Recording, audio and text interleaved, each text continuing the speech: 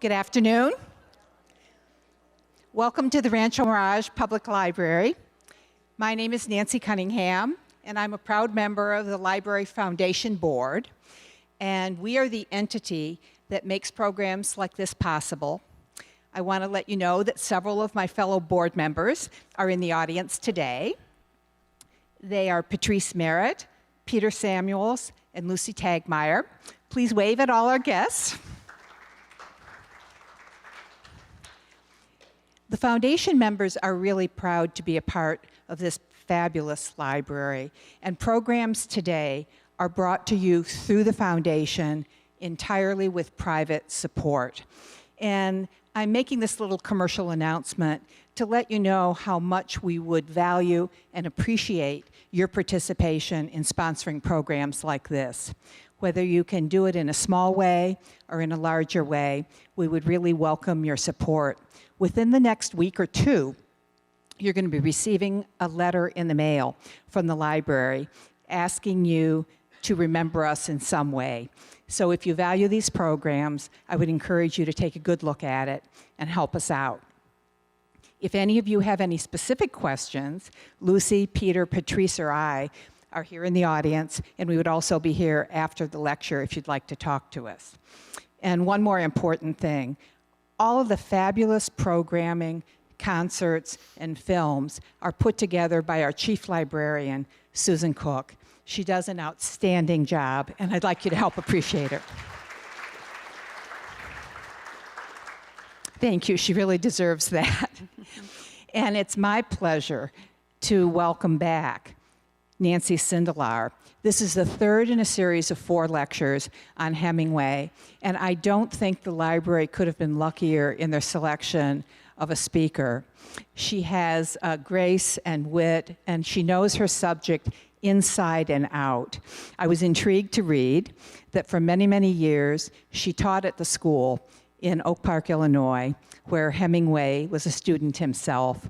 She's visited all of the Hemingway important historical sites, and I know today is going to be a really exciting hour. So thank you for being here, and it's now my pleasure to welcome back Nancy Sindelar. Thank you. Well, thank you, Nancy, and thank you to the foundation for inviting me and sponsoring this series. This is a wonderful venue. You've been wonderful audiences, and it really is a pleasure for me to be here. Many people have said, how have you gotten interested in Hemingway? And since Nancy Cunningham broached the subject, I will say that, yes, 40 years ago, I taught at Oak Park High School. I taught American literature. And A Farewell to Arms was a staple in the curriculum. And my students were very quick to say, oh, you know, Hemingway's life was so exciting. He did all these wonderful things. And as teenagers will do, you know, they'd say things like, well, school's kind of boring. So way back then, I researched what Hemingway was like as a high school student. And the pictures are in my book, but I can say to you tonight or this afternoon, he was as active and as involved as a teenager as he was as an adult. And he was on the football team, the swimming team, he was editor of the school newspaper, he played the cello in the orchestra, and he was just an involved person.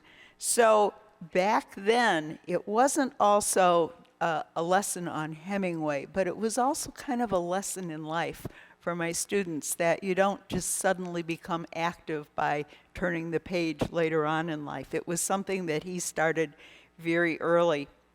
So this is the third lecture, and we've talked about where Hemingway lived and the influences of the places that he lived, and certainly Oak Park, where he was born, was an important influence. And that was a motivator for me to write the book, because I gave a talk in Cuba in 2011, and people would come up to me. This was a group of international scholars, and they would say, "Are you from Oak Park?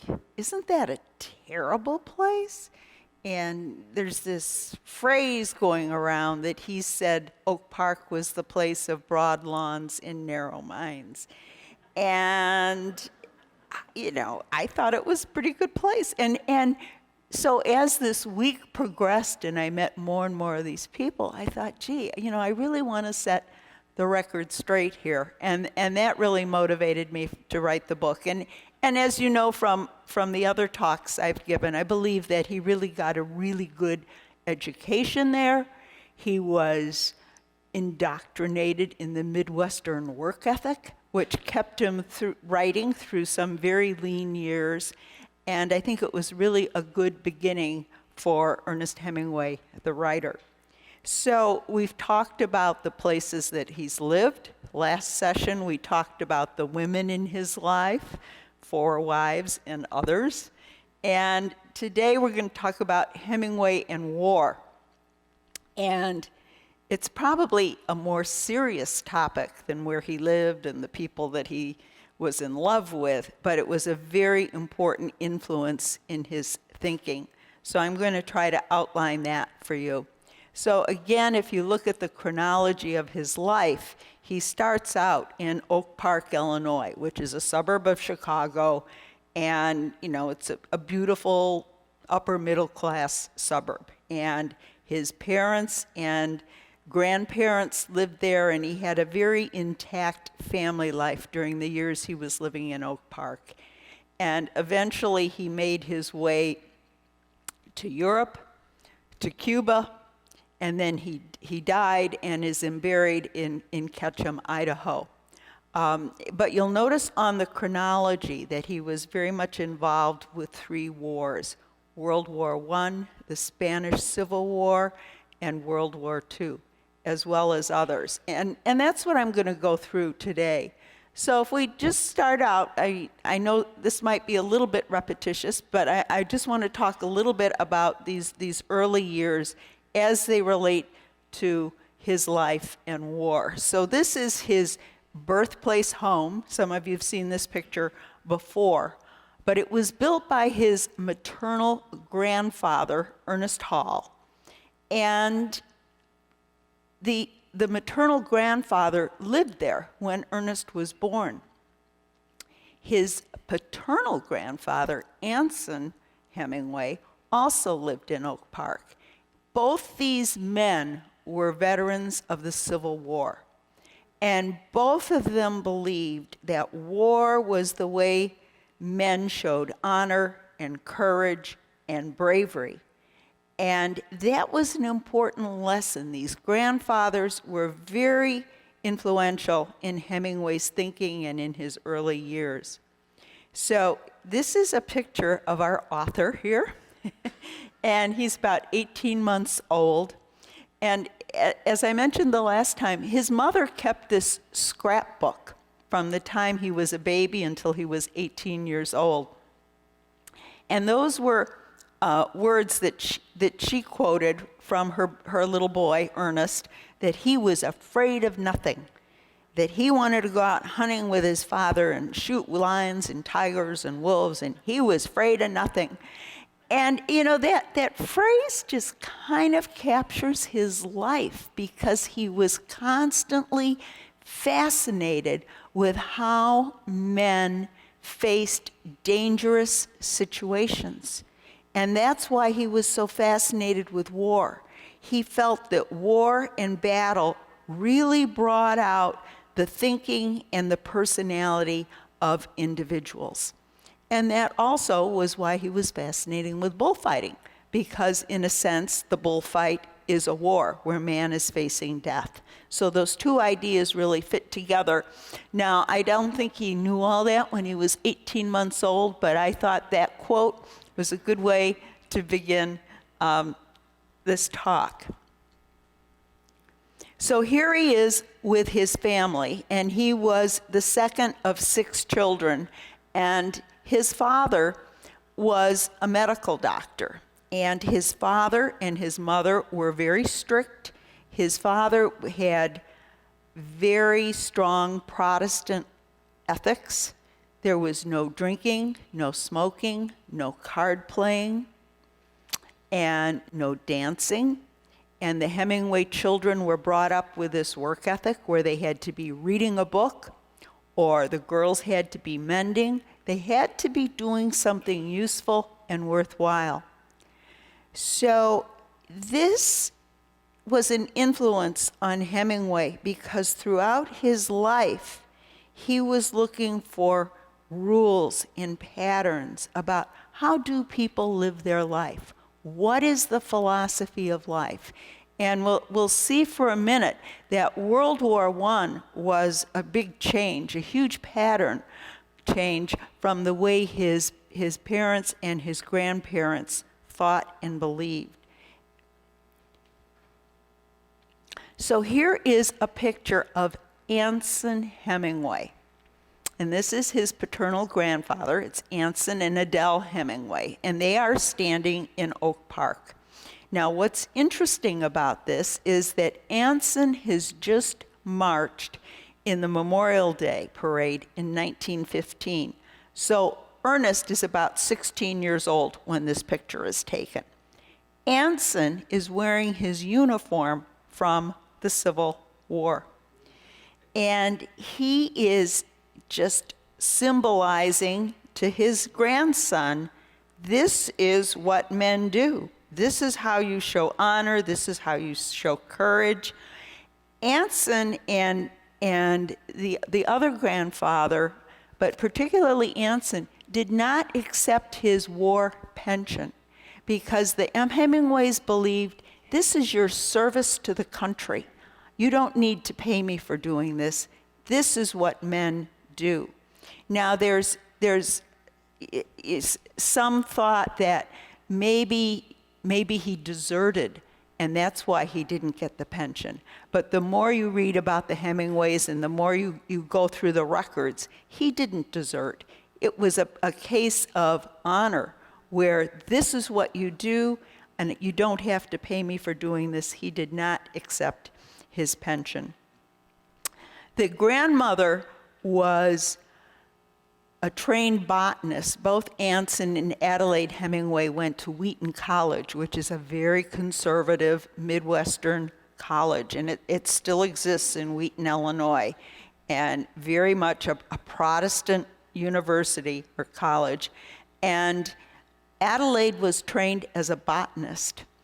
And you know, it's interesting to look at, I showed this slide in a previous lecture where Adelaide is saying to her grandchildren, now look at the details of this flower, look at the petals, look at the stamen, look at these details. And that's the way Hemingway writes. And you know, as a student, I read a lot of Hemingway's novels. But more recently, and certainly when I was working on the book, I read his journalism and the things that he was writing about the wars. And you can see that one of the things that made him a really great writer was his ability to focus on details. He was a very, very keen observer of people, events, settings. Throughout his life, he kept notebooks, and it was this focus on details. And, you know, so here are these grandparents, and I know some of you are grandparents. I'm a grandmother, you know, so we like to think maybe we have some influence on our grandchildren. But these people really did. I mean, you can see how this influence played out in Hemingway's life, both on his attitude towards war and then his ability to really focus on details in his writing. So this is his high school graduation picture, and I'm going to kind of skip through his high school years because I've talked about them briefly in here, and they're also in my book. But when he graduated from high school in 1917, the boys in his high school class all wanted to go off to World War I. That was absolutely their focus. And the high school graduation speech was doing our part in the war.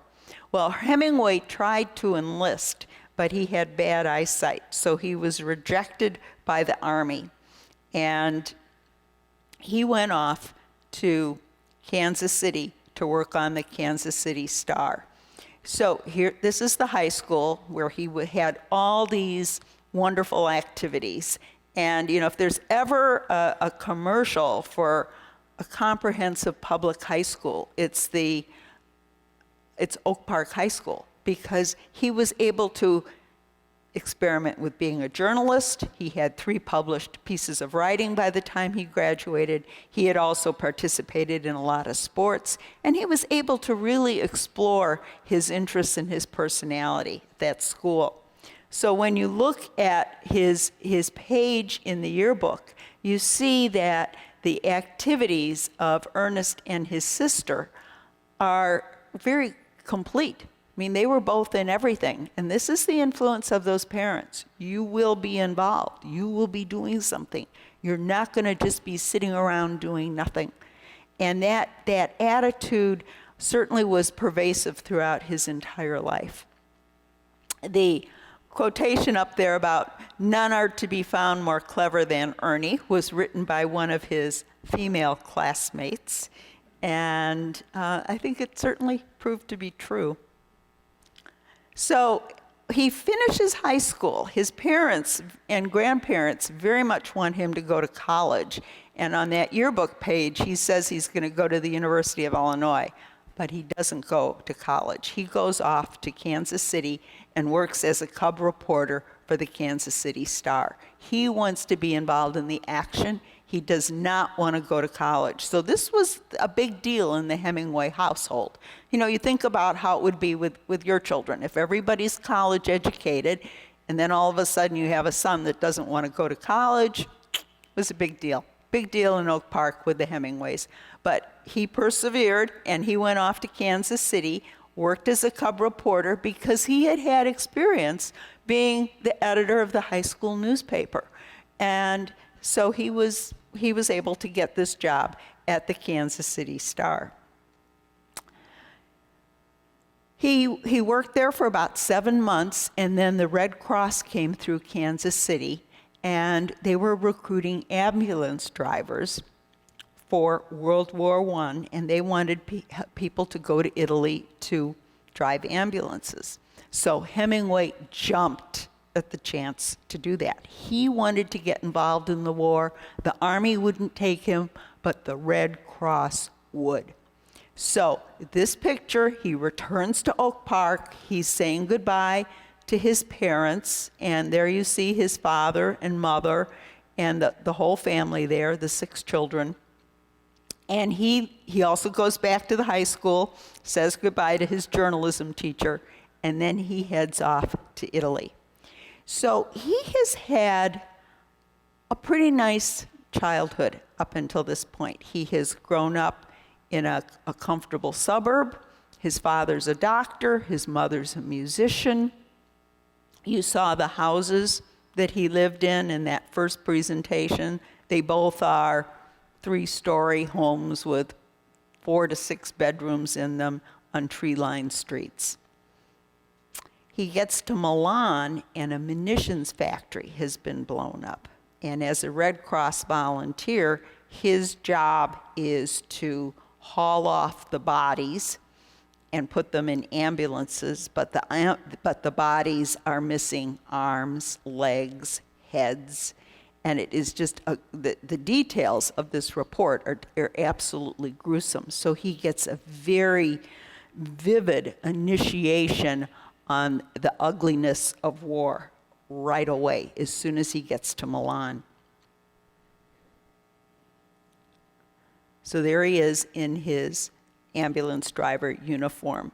And one of the things that's important to kind of remember about influences, remember that grandfather Hemingway kept his Civil War uniform well into 1915, 1916. Hemingway keeps his uniforms too. And I'll show you pictures of the real uniforms later on. They're savers. So here he is in Italy in his Red Cross uniform, practicing with a gun. And of course, he was very comfortable with guns because when he was growing up, the family would spend summers in Michigan, and the father taught him to hunt and to fish, and they would have target practice in Oak Park at game farms. And his mother also had her own .22. So having a gun was a comfortable part of his life. And even the high school had a rifle club, which of course he was a member of. They don't have that anymore, though. All right, so he leaves Milan then, and he is stationed at the town of Faceta along the Piave River. So if you go to Italy, you'll see a number of towns called whatever de Piave. De Piave is the river. Faceta was the name of the town. And this is the Faceta River. And during World War I, the Italians were on one side of the river, the Austrians were on the other, and they were shooting at each other and throwing shells and mortars into trenches. So here's Hemingway in his ambulance, and he's there about 6 weeks, and he is basically delivering candy and cigarettes and other things to Italian soldiers in the trenches. And eventually he takes a bicycle and he rides down to the trench, and he's in the trench with three Italian soldiers, and they are hit by a Minenwerfer.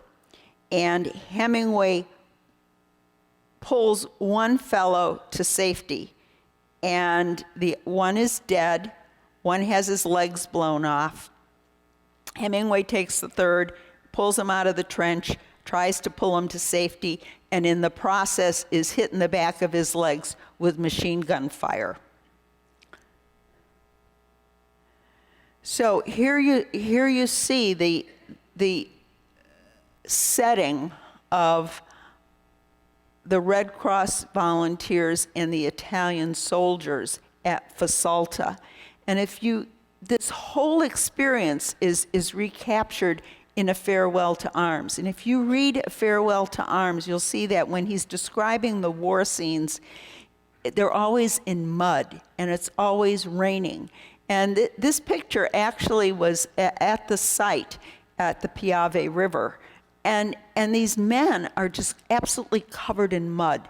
So, I mean, he was there, he was injured in July, it's summer, but it's just raining and muddy all the time. And these soldiers and these Red Cross volunteers are covered in mud. And this is certainly an experience then that Hemingway brings to the writing of his novel, A Farewell to Arms. And all of his writing was very, very experiential. This is a monument at the site where he was injured. And it's, written in Italian that on July 8th, Ernest Hemingway was injured here.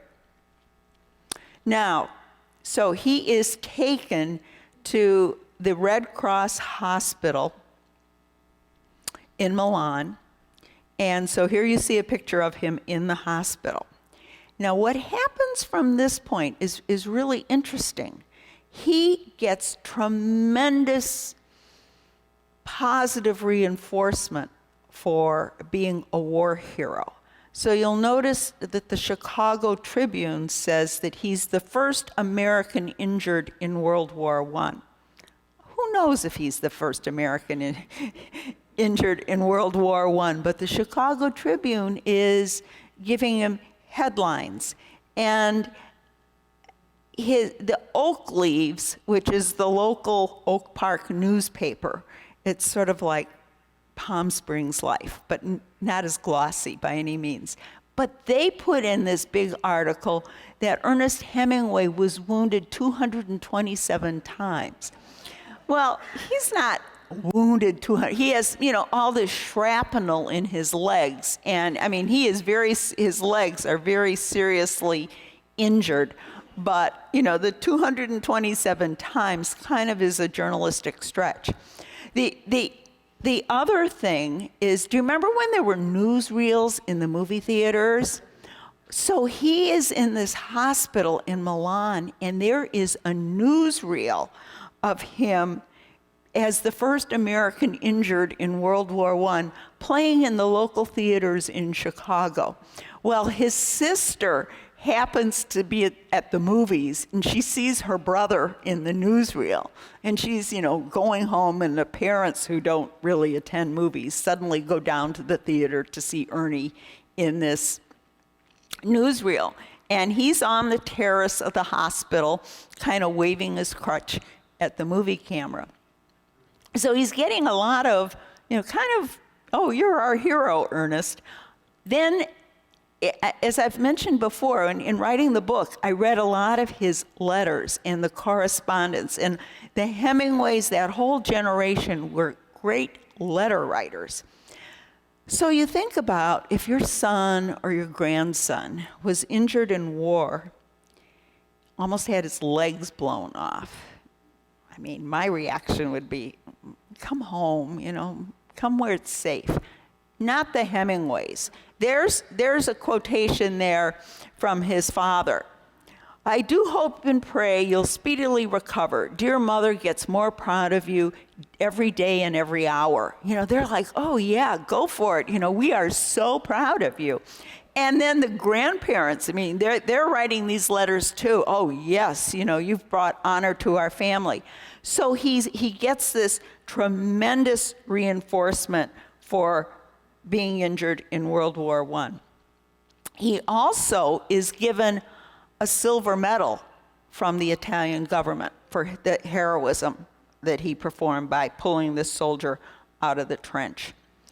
As I mentioned the last time, this is when his first love of life occurs, and this is Agnes von Kurowski, so we can't talk about World War I without giving her some mention. And he falls in love with her, and they go out on dates. And here he is recovering outside the hospital. He's now on crutches, and eventually, for quite a while, he walks with a cane. But it was in this setting that the newsreel shot Hemingway, and he's in a wheelchair, but he's waving this crutch to the folks back home.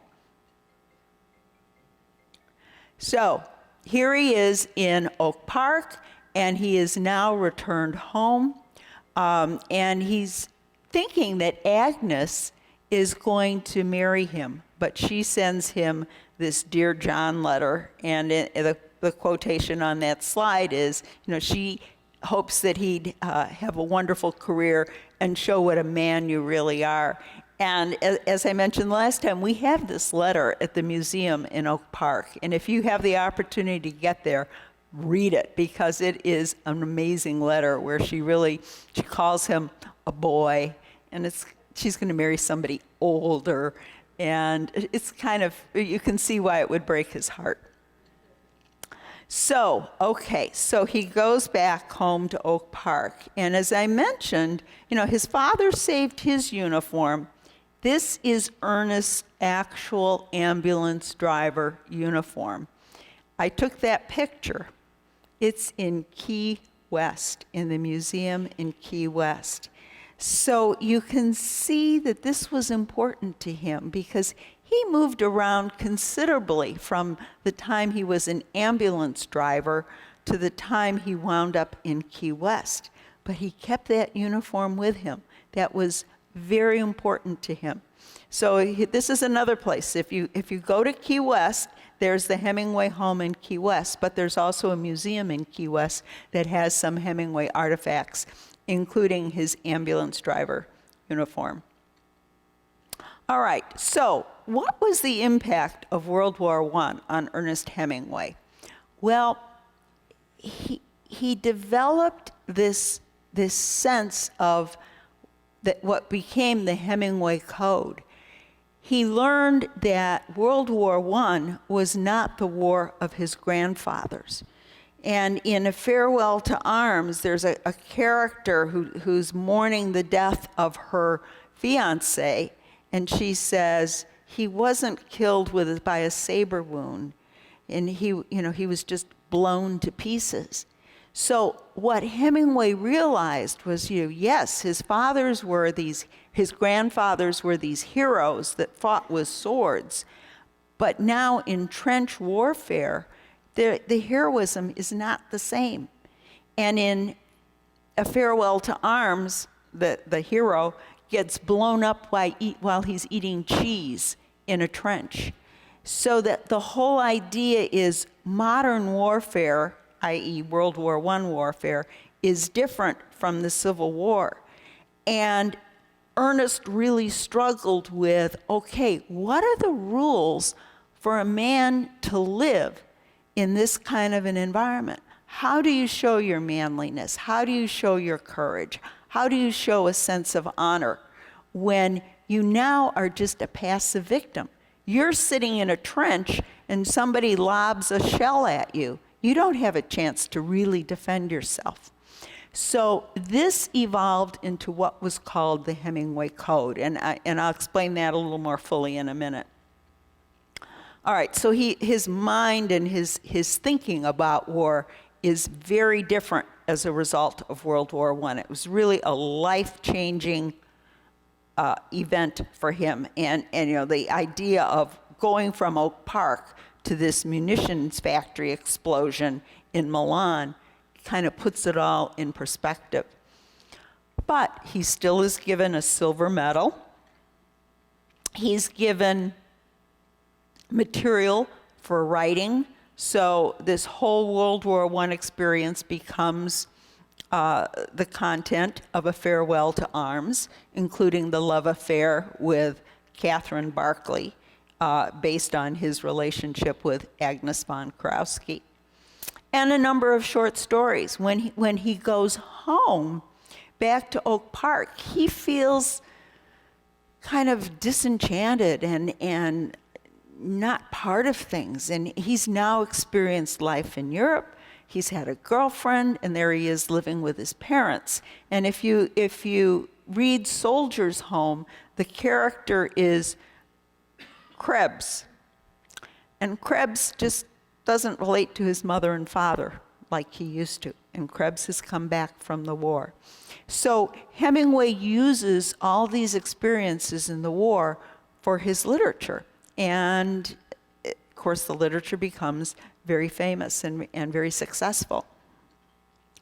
He also has a change in attitude about war. I mean, his family and all of his high school classmates thought, this is where you go to become a hero. And in some of his writing, and this was a quote that he wrote for Esquire later in 1935, but he's sort of smelling the beginning of World War II in 1935. And he says, in modern warfare, there is nothing sweet nor fitting before you're dying. You will die like a dog for no good reason. So you can see this disenchantment with war. So the involvement of the Hemingway Code was an important part of World War I. And basically, he's thinking, how does a man show courage?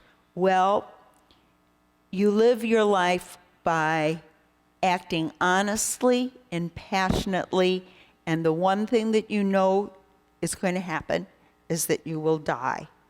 And so you face death with courage. You don't engage in self-pity. You don't turn to religion for help. You face it like a man. And you'll see that's really, once you kind of get the Hemingway Code, all the books are about that. There's a man in the book, a code hero, facing a tough situation. And the code hero acts according to the Hemingway Code. And as time progressed, critics started calling this grace under pressure. And this is a famous Hemingway kind of way of looking at the code heroes, is that they show grace under pressure, grace in tough situations. All right, so what does Hemingway do? He's now in Oak Park. He goes around wearing his ambulance driver's uniform. And he's, you look at the pictures of him when he's 22 years old, he's very handsome and he's tall. And he has this nice uniform. He has a cape made in Italy that has a satin lining. He's got a silver medal. So what does he do is he goes up to the Petoskey Library, and as I mentioned in the Hemingway home talk, Petoskey is the area where the family spent their summers. So he gives a talk to the Ladies' Aid in Petoskey about what it's like and what it was like in World War I. And he's, again, kind of being the war hero. Even though his thinking has been changed, he still knows how to talk about it, how to look like a hero, and how to talk like a hero. And that's what he does. He winds up spending a winter in Toronto. Then he comes back and gets a job in Chicago, meets Hadley Richardson. They get married up in Michigan, and I talked about Hadley 2 weeks ago, but that's a favorite picture too. And he's looking very Oak Parkish there in that picture with his blue blazer and his white slacks. And you'll see that he always tried to dress well. I mean, he knew if he didn't always do the right thing, it wasn't because he didn't know what the right thing was. Sometimes he, kind of pushed it a little bit. Okay, so he and Hadley get married. They move to this apartment in Chicago, and he gets a letter from the Toronto Star. Would he like to be their foreign correspondent? And he and Hadley jump on the first ship possible and go to Paris. And he's working now as a foreign correspondent for the Toronto Star and has a great deal of flexibility on what he writes about. Now, they don't have a lot of money. Hadley has a small trust fund, but they are having a wonderful time in Paris. And as I mentioned in the first Hemingway talk, they are living very simply. This is their apartment. It's 2 rooms. It's on the 4th floor. But he writes back to his parents that it's the jolliest place you've ever seen. He's happy. He's in love. They have a baby. Bumby, who's John Hemingway, becomes Jack Hemingway. This little boy is the father of Muriel and Margot Hemingway. And again, they're living very simply. In this time after the baby is born, they return to Paris, and they're living above a sawmill. So that vertical material that you see behind Hadley is lumber. So he is writing articles for the Toronto Star, and he writes about life in Paris. I showed last time how he is writing, he's going to Switzerland, he's exploring skiing and bobsledding and all of these sports. But much to Hadley's dismay, he goes off to Constantinople to write about the Greco-Turkish War. And he has this need, and he has this well into his life, later years. He gets right in there with the battles and the nitty-gritty. When he returns from the war and when he returns from Constantinople, he has head lice, and he has to have his head shaved because he's been living in such unsanitary conditions. But here is a quote of the Greek exodus from Thrace. So what happened at the end of World War I was that the Ottoman Empire was broken up. So there was Greece, and then they created Turkey, and Constantinople became Istanbul. So there were Greek people living in Thrace, and they left because they didn't want to be part of Turkey.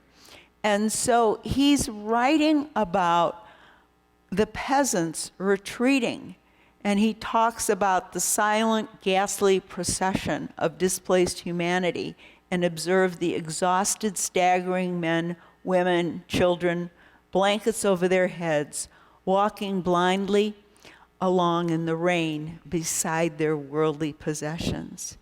So this was happening in the 1920s, and as I was putting this slide together, I was thinking, this sounds like what's going on today in many ways, and how history continues to repeat itself. So he was very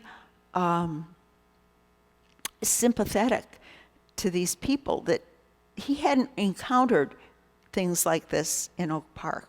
And his world is constantly opening up as a result of his fascination with war.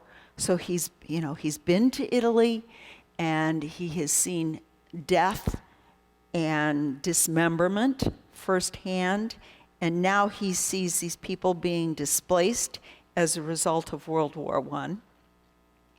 He goes to the Greco-Turkish Peace Conference, which is held in in Lausanne, and he's again there as a reporter for the Toronto Star.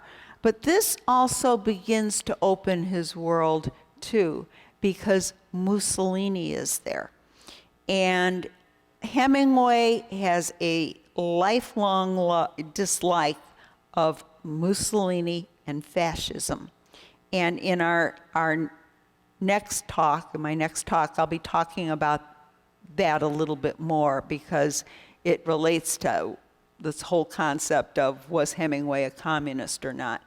But Hemingway writes at age 23 for the Toronto Star this article, "The Biggest Bluff in Europe." And that's what he's calling Mussolini. And he says some very mean things about Mussolini. And of course, Mussolini is rising to power, and Hemingway's only 23 years old, but he's just filled with this bravado, and he's okay. Yeah, he's the biggest bluff in Europe. And he puts that in black and white very clearly. So here is the Greek exodus from Thrace. And I mean, it's just this horrible experience of people, as Hemingway said, with all their worldly goods on their back, trying to find safety and trying to find a place to go. So he comes back to Paris, he has head lice, he shaves his head, and life goes on. And he's written these articles, and he's, again, still writing articles for the Toronto Star. A friend of his invites him to go to Spain. And this is where he determines that bullfighting is of great interest.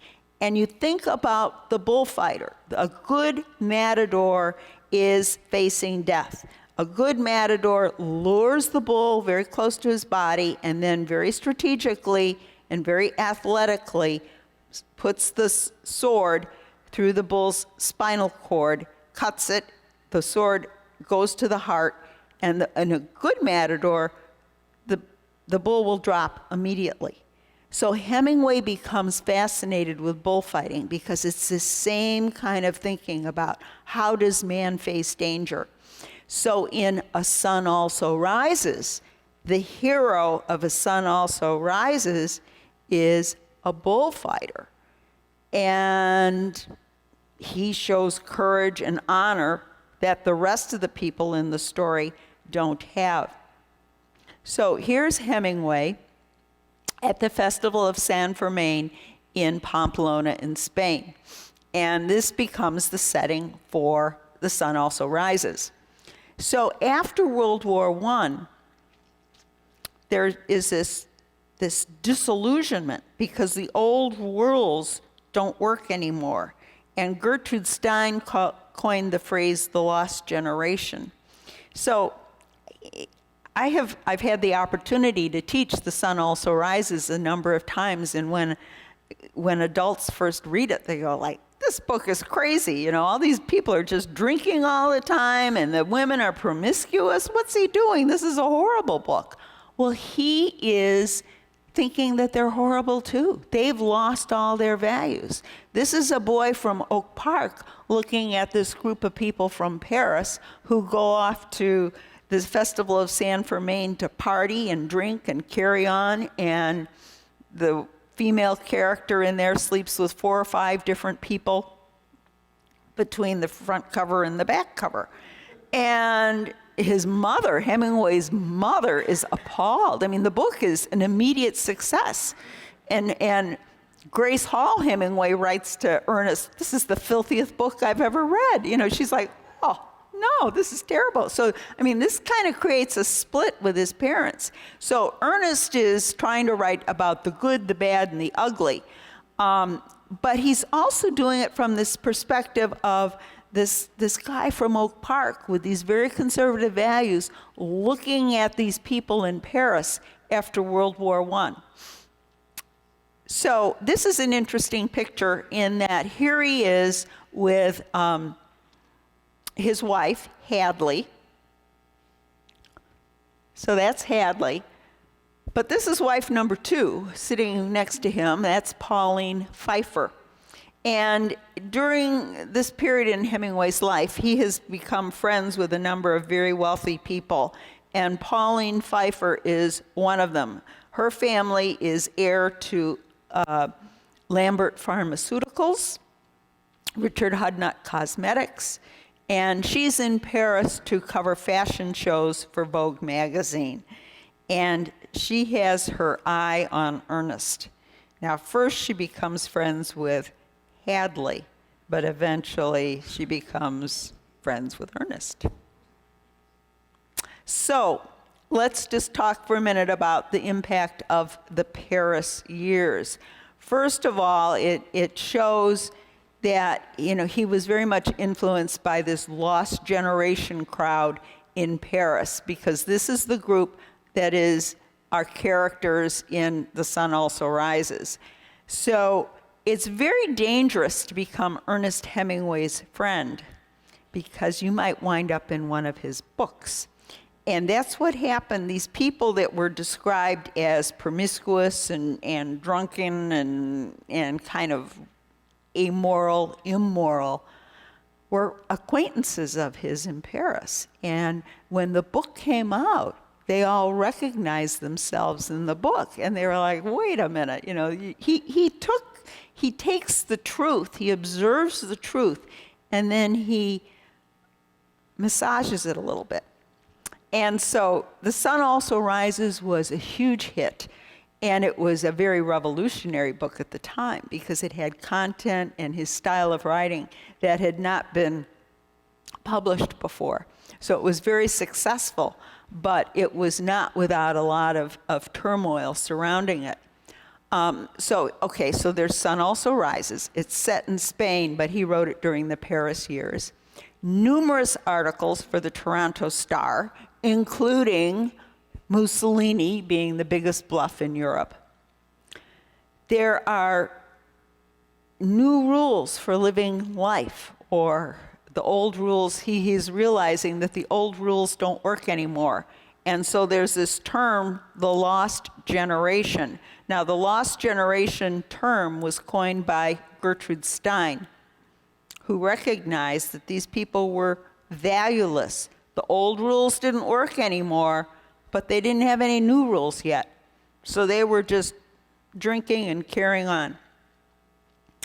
And then the other impact of the Paris years is he winds up divorcing wife number 1 and marrying wife number 2, Pauline Pfeiffer.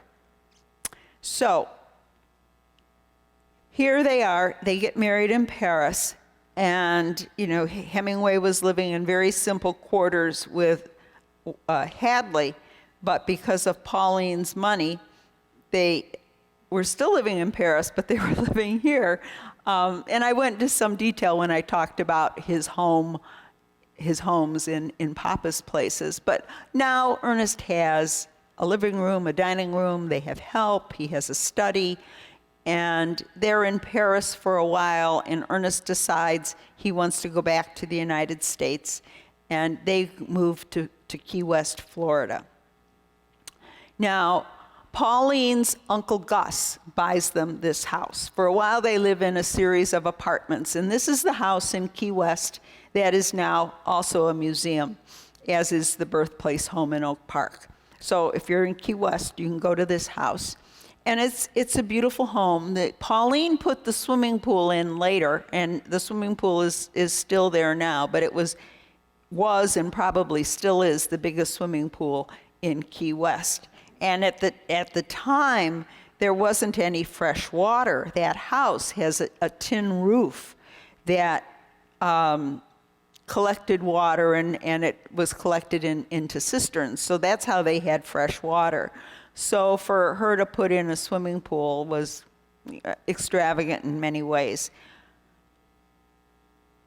And she also very much supported his lifestyle.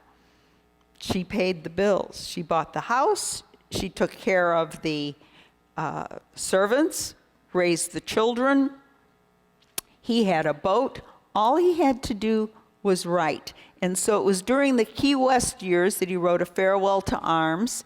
And as I mentioned last time, they also took trips. They went back to Spain. He wrote Death in the Afternoon. They took an African safari and went to, and as a result, he wrote The Green Hills of Africa.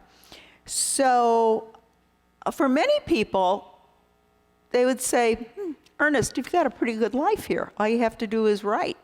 And they, at this point, had 3 children. Ernest had Bumby, or John, with Hadley.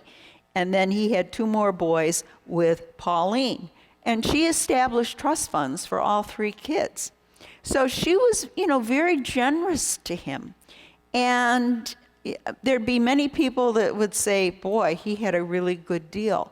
But as I mentioned before, I've read a lot of his letters, and he wrote to a friend saying, yeah, I've got a good life here, but it's a soft life, and I've got to get out.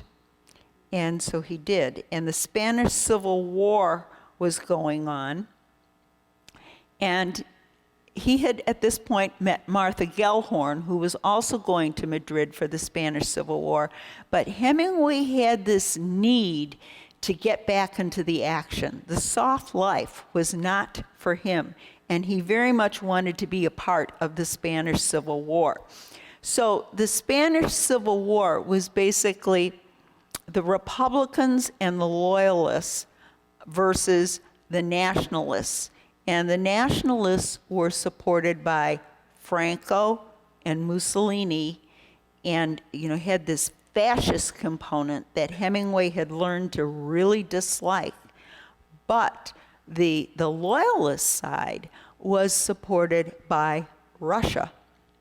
So it's at this point, and this will come into play for our next talk, where I start talking about Hemingway and the FBI. This comes to the time in Hemingway's life where he begins to become friends with Russians and people with communist leanings.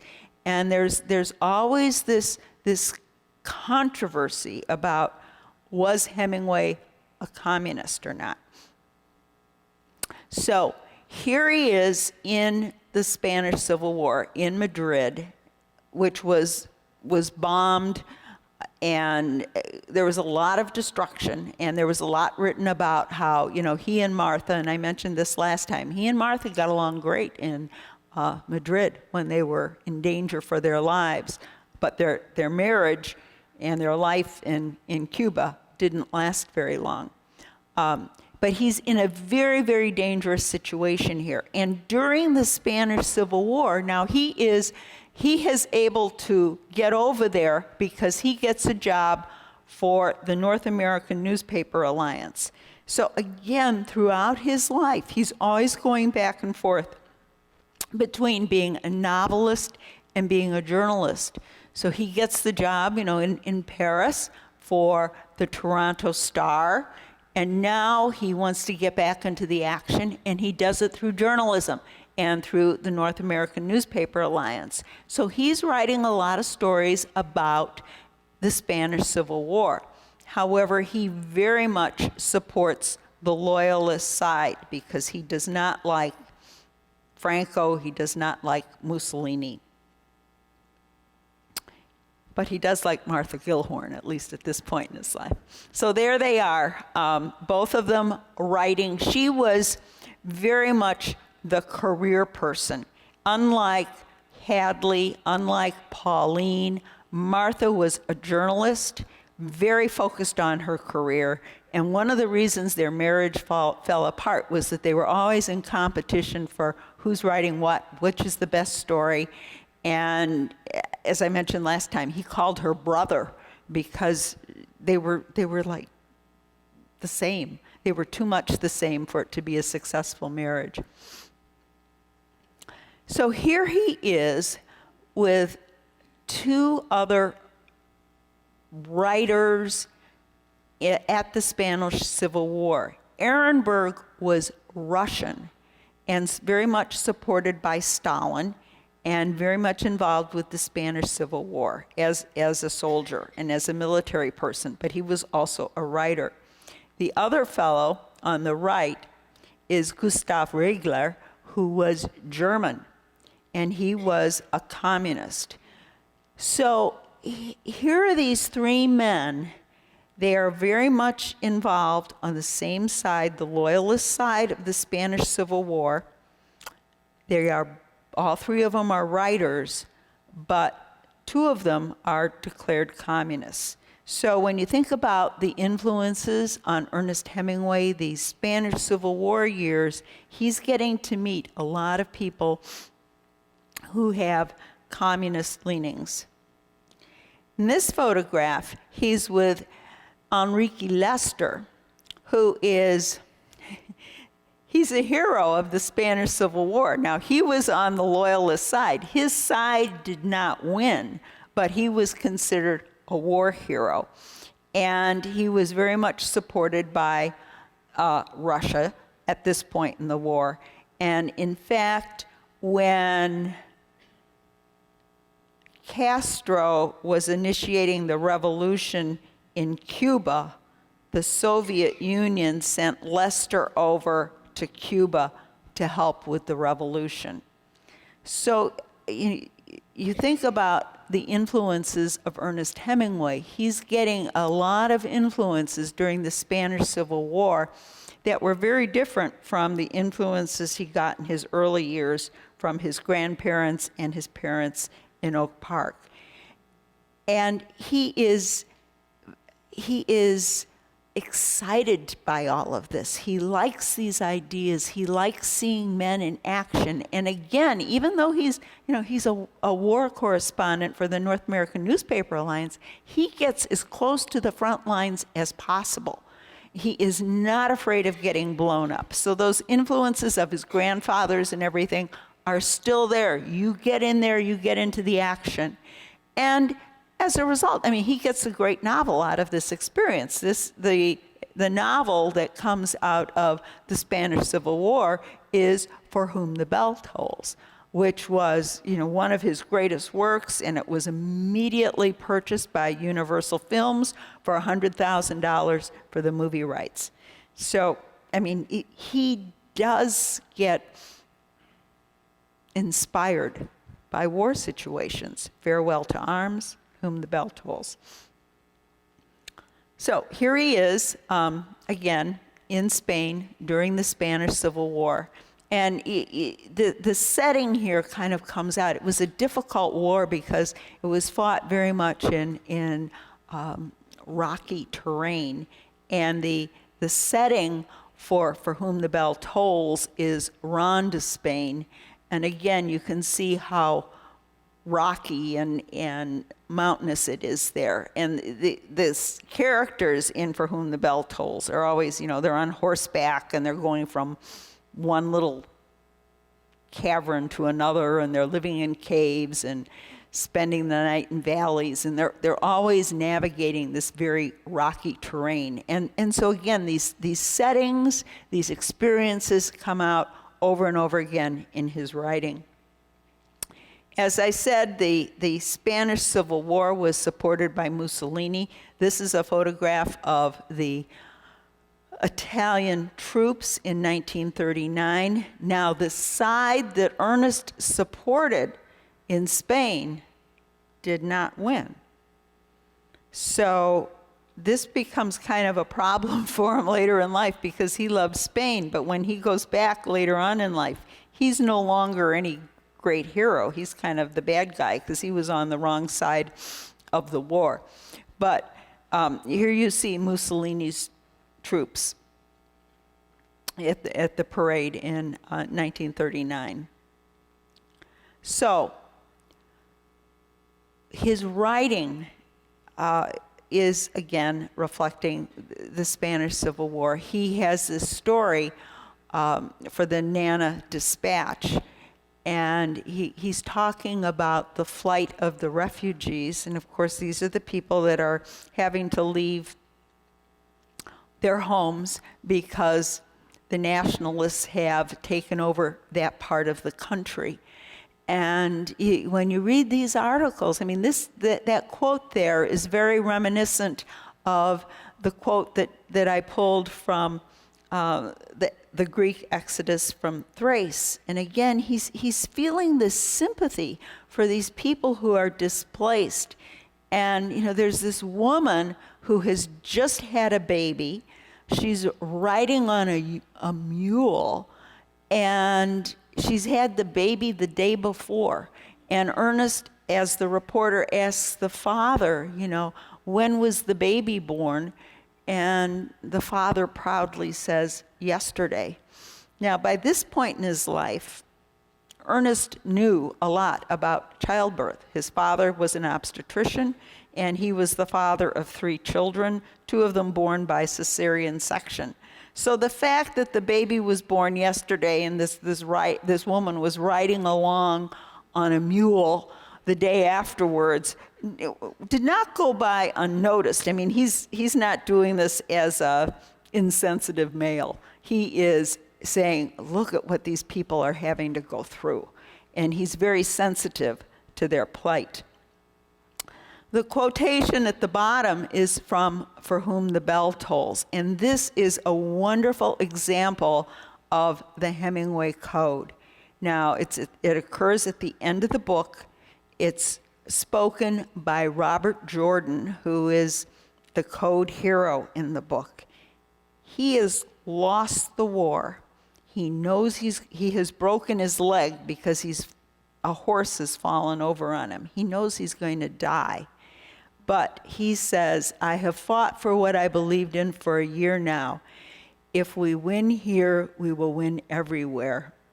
The world is a fine place and worth the fighting for. And I hate very much to leave it. And that's how the book ends. And so he's showing grace under pressure. He knows he's going to die.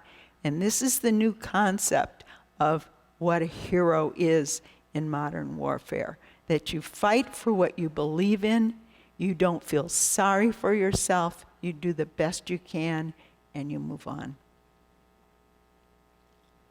So, the impact of the Spanish Civil War, For Whom the Bell Tolls, which was very successful, Ernest's only play called The Fifth Column, numerous articles for the North American Newspaper Alliance, refinement of the Hemingway Code, and that quote I just read, I think, is a wonderful example of grace under pressure. A new wife. He divorces Pauline. Actually, she divorces him on the grounds of desertion, and he marries Martha Gellhorn. And then he predicts in 1935 that there's going to be World War II. And there are a lot of people out there that would say that the Spanish Civil War, with the support of Mussolini, was really the first battle in World War II. And so his quote, and again, he's writing for Esquire, he says, "We were fools to be sucked in once on a European war, and we should never be sucked in again." And of course, we were. Okay, so he comes back. He and Martha move to Cuba. The war is over. They go back to Cuba. They find the Finca Villa. They actually are married in Wyoming, but that's because Hemingway would like to go up there to hunt, so that was just sort of a convenient place to get married. She's the one who finds the finca in Cuba, and that's where they live initially when they are first married. But as I said, Martha is very, very much the career person. And so Martha's idea was to have a working honeymoon and go to China.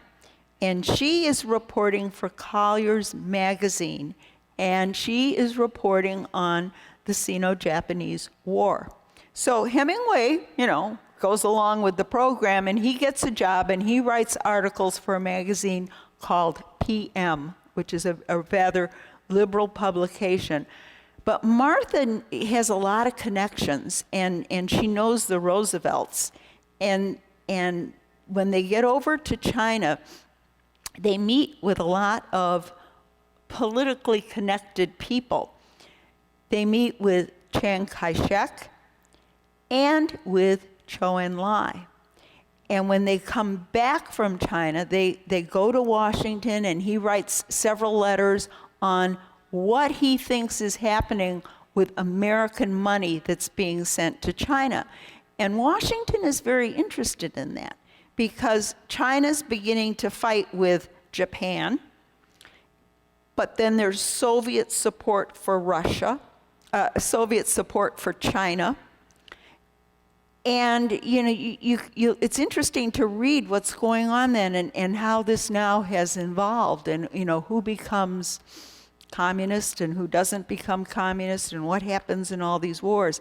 But Hemingway clearly was sniffing all this out and very fascinated by it, and very, very quick to give his opinions to high officials in Washington, D.C. So, after their working honeymoon, they go back to Cuba.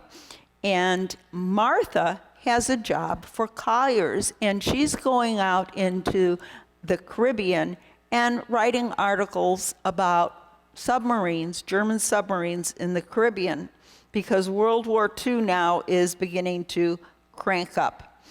And she's also doing research for her book, for her novel. So what is Ernest going to do? His wife, and he definitely likes to have his wives at home, kind of taking care of him. That was not Martha's plan at all. She takes off. So again, they have this very competitive relationship. So what's Ernest going to do? Well, and I'll talk more about this in 2 weeks, but he puts together the Crook Factory. So he has the support of the American ambassador in Cuba, Ambassador Braden, who's concerned about Spanish patriots coming to Cuba, and are they going to be too friendly to Germans? And what about these submarines in the Caribbean? And Cuba is so close to the United States. It's only 90 miles from Key West. The U.S. ambassador is concerned about this activity, and so is Washington. And so they were concerned about these Spanish phalangists providing information and helping Germans infiltrate Cuba. So Hemingway says, I can help you here. I know all these people from Spain, and he puts together this group of spies to go around and sort of figure out what all these people are doing. And this is what's called his Crook Factory. And then he writes these reports back to the U.S. Ambassador Braden.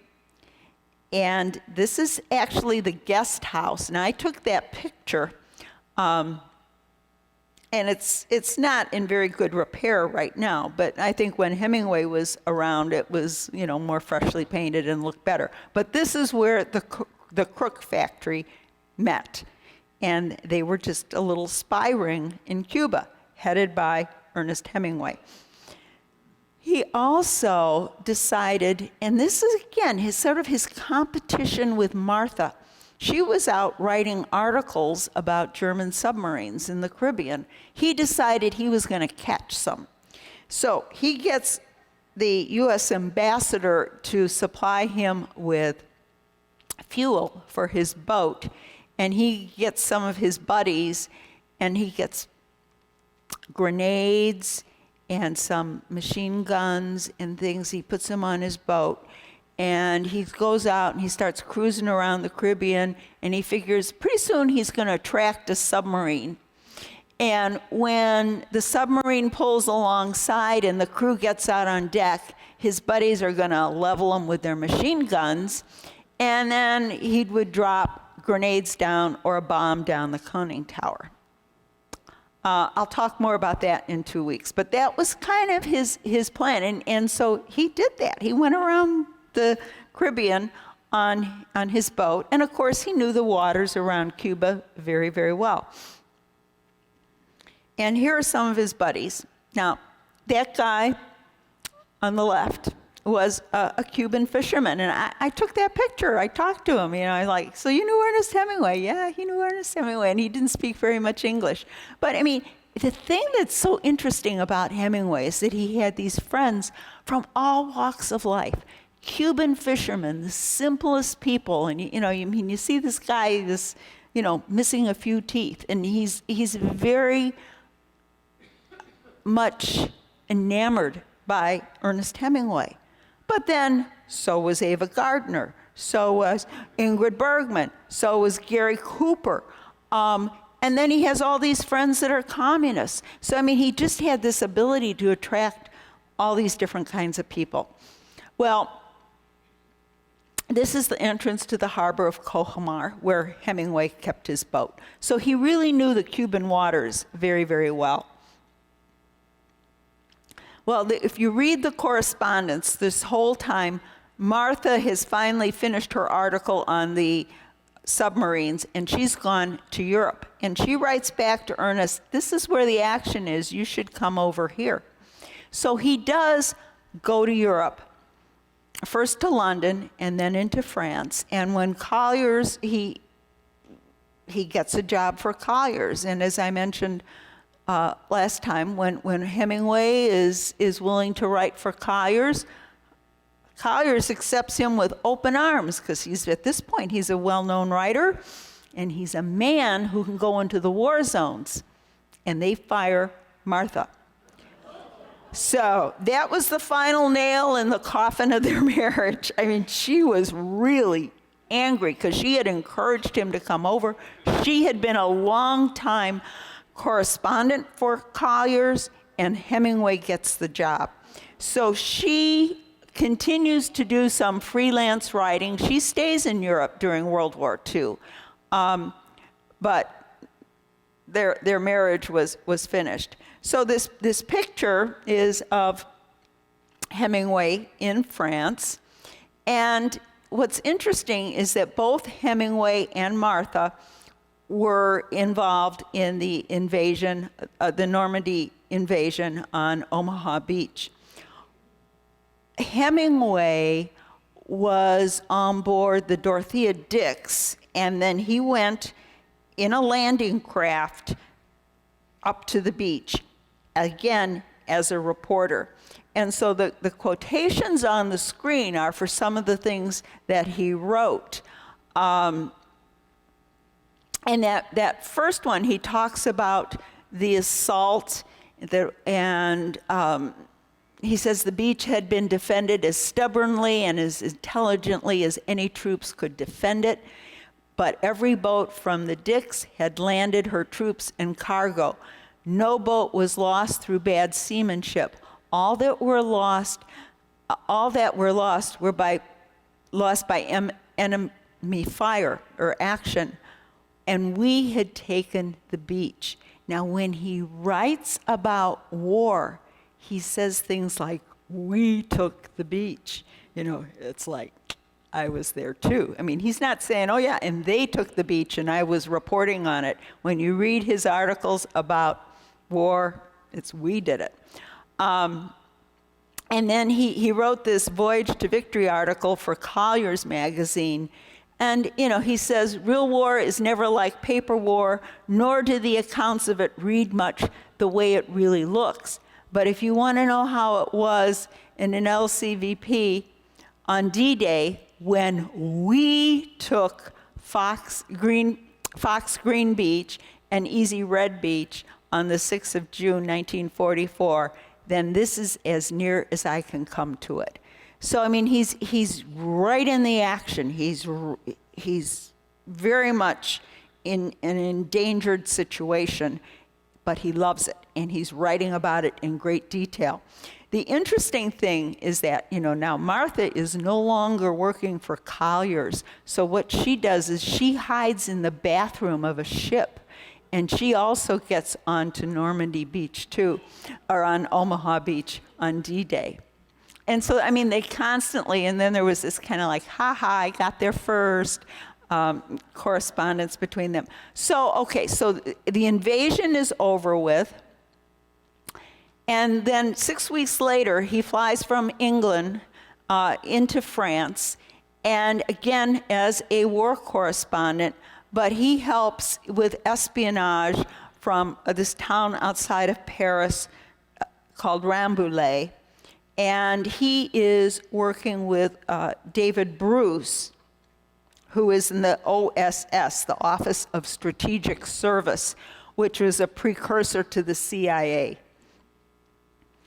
And here he is in this hotel in Rambouillet, and again, he kind of encourages this group of locals to help him snoop around. And he is helpful because, okay, so here they are, he's with a bunch of Americans in France, but he speaks French, he speaks a little German, and he loves doing this reconnaissance work, so he's actually helpful.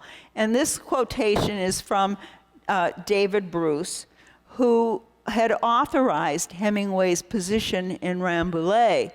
And Hemingway actually got into some trouble doing this. There was talk of a court-martial, but he was a newspaper correspondent. And he did some things that were definitely kind of pushing it. So David Bruce came to his defense and said, I entertain great admiration for Ernest, not only as an artist and a friend, but as a cool, resourceful, imaginative military tactician and strategist.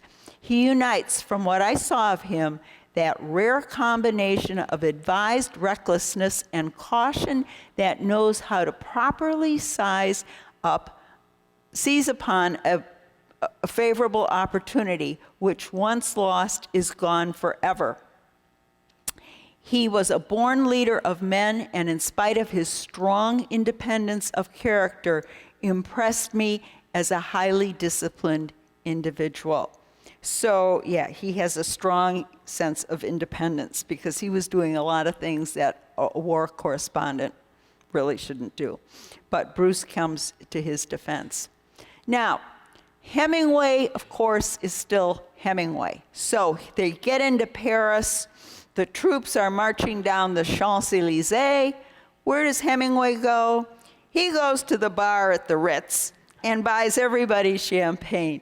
And one of the kind of sad things that's happening now is that these places that Hemingway adored are being redone. So the Ritz, I think, is going to keep the bar, the Hemingway bar, but the hotel where Hemingway spent so much time with his fourth wife and Marlene Dietrich and who knows what else. All those rooms are now being renovated. And the same thing is going on with the lodge in Sun Valley. The room where he wrote and finished For Whom the Bell Tolls is now, being redone into numerous suites. So it pains me very much to see that happen, but I guess that's progress. So after his time in Paris, he has these moments where, he's in his mid-40s at this point, and he has these moments where he sort of regroups, and then he goes back into war. And he purposely sought out Colonel Buck Lanham, who was a very famous war hero. He had taken the 22nd Infantry Division up on Normandy Beach, and he was the first commander to pierce the Siegfried Line, and Hemingway wanted to be with him. And so Hemingway goes with Colonel Lanham through the march in Hürtgen Forest, which was one of the worst battles of World War II. 33,000 Americans were either injured or killed 28,000 Germans. And it was a horrible battle because the Americans technically won, but it was very difficult for them because it was forest. So their air superiority was greatly compromised, and they couldn't really get tanks in because it was a forest. And there was an early snowfall, so the soldiers were in very uncomfortable conditions because it was very cold and wet and snowy. But Hemingway stayed with the crowd, and when he finished, he had pneumonia. I mean, he really just always kind of pushed himself in these situations. And you can see the quotation on the slide there. He called Lanham the finest and bravest and most intelligent military commander I have known.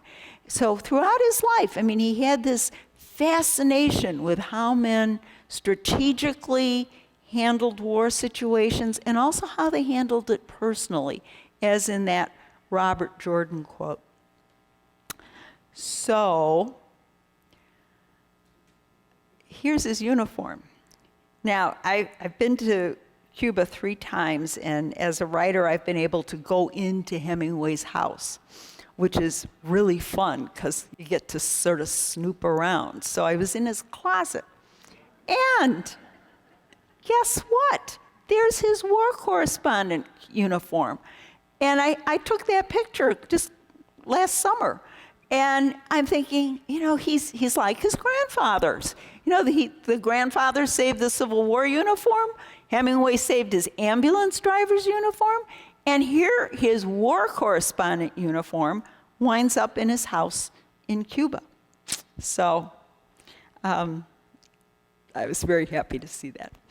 Anyhow, here is a picture of Hemingway with his 3 sons in Cuba.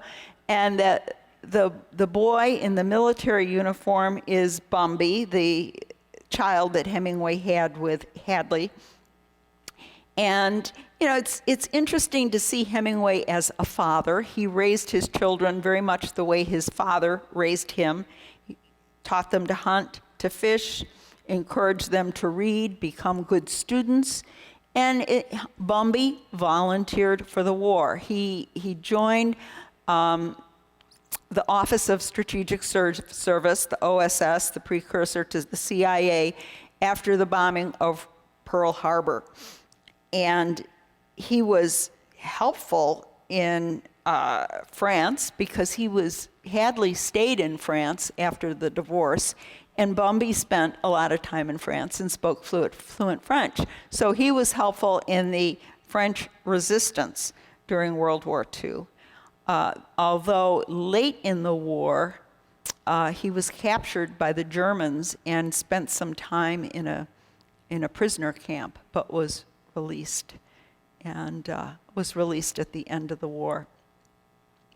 Okay, so Hemingway gets another medal. This time it's the bronze medal from the United States government, and he was recognized for valor and having been under fire in combat areas in order to obtain an accurate picture of conditions. And he receives the commendation that through his talent of expression, Mr. Hemingway enabled readers to obtain a vivid picture of the difficulties and the triumphs of the frontline soldier and his organization in combat. And Hemingway really was in the front line. He really put himself in tough situations to get that story. So, the impact of World War II, the Crook factory, which I'll talk a little bit more about next time in the beginning of his FBI file. He writes Across the River into the Trees, which is about an aging soldier having an affair with a young woman. He has his articles for Collier's magazine. He gets the Bronze Star. And of course, we have another divorce from Martha Gellhorn, and this time he's marrying Mary Welsh, who was a reporter for Time magazine, who he met. He met her in London, but she came over to Paris during the war, and they spent time together at the Ritz. So one of the things that you see as Hemingway's life evolves is that he understands war is ugly on both sides. And that quotation on the slide is something that he said to his fourth wife after World War II. And he says, we have fought this war and won it. Now let's not be sanctimonious or hypocritical, nor vengeful, nor stupid. A country that killed 60,000 civilians with one atomic bomb has no reason to feel smug. So he's seeing that war really takes its toll on both sides, that you're not necessarily a winner by winning the war, that it's really a very sad situation. So he's now in Cuba after World War II with his fourth wife, Mary Welsh. And he is loving Cuba because he's a fisherman. And he is the sponsor of the Hemingway fishing tournament. So in 1960, the winner of the Hemingway fishing tournament is none other than Fidel Castro. And so here they are together. Hemingway donated that trophy to the tournament. And there's been a lot written, I'll talk about it more next time, about his relationship with Castro. So as the Cuban Revolution starts to crank up, Mary and Ernest are getting a lot of pressure from the United States government to spend more time in the United States and to get out of Cuba. I mean, Hemingway at this point in his life is very, very well known, and he's a famous American living in Cuba. And the US government is sort of sending him messages, what are you doing there? So they have spent their summers in Sun Valley, and here they are in front of the Sun Valley Lodge. And in 1959, they buy a house there. And they spend time there, but they always think that they're going to go back to Cuba. And Hemingway then begins to feel kind of depressed. He's had a lot of injuries at this point in his life. He's had 7 or 8 concussions. He's suffering from depression, and Mary takes him to the Mayo Clinic for electric shock therapy, and that erases his memory. So I think, you can tell from what I've said so far that he writes very much from experience. And I truly believe, after reading his letters and studying his life, that writing was the most important thing in his life. And he couldn't write anymore. He's trying to finish A Movable Feast, which is his memoir about his life in Paris with Hadley, and he's struggling to do it. So if you look at that picture, I mean, he's only 61 years old, but he really has failed at this point. And in Mary's book, she says he becomes very introverted. He's not friendly anymore. He's quiet. He doesn't want to do anything. He just wants to sort of stay at home. And the electric shock therapy doesn't help. So he's feeling bad. And then in April of 1961 was the Bay of Pigs invasion. So, this was the CIA's attempt to stop Fidel Castro, and Cuban troops were trained to invade Cuba and quell the revolution. Well, it didn't work. And Hemingway felt horrible about it. And he also knew that after the Bay of Pigs, he probably wouldn't be able to go back to his beloved finca, where that contained his books, his manuscripts, his hunting trophies, many of the things that were very important to him. That happened in April. In May of 1961, his best friend in Sun Valley / Ketchum was Gary Cooper. And he and Cooper would go hunting together, and Cooper was also played the role of Robert Jordan in For Whom the Bell Tolls. And they just had a lot of connections. And in May, Cooper died of cancer. So Hemingway just kept going downhill, and he, as you know, committed suicide. He kept his guns in the lower level of the house.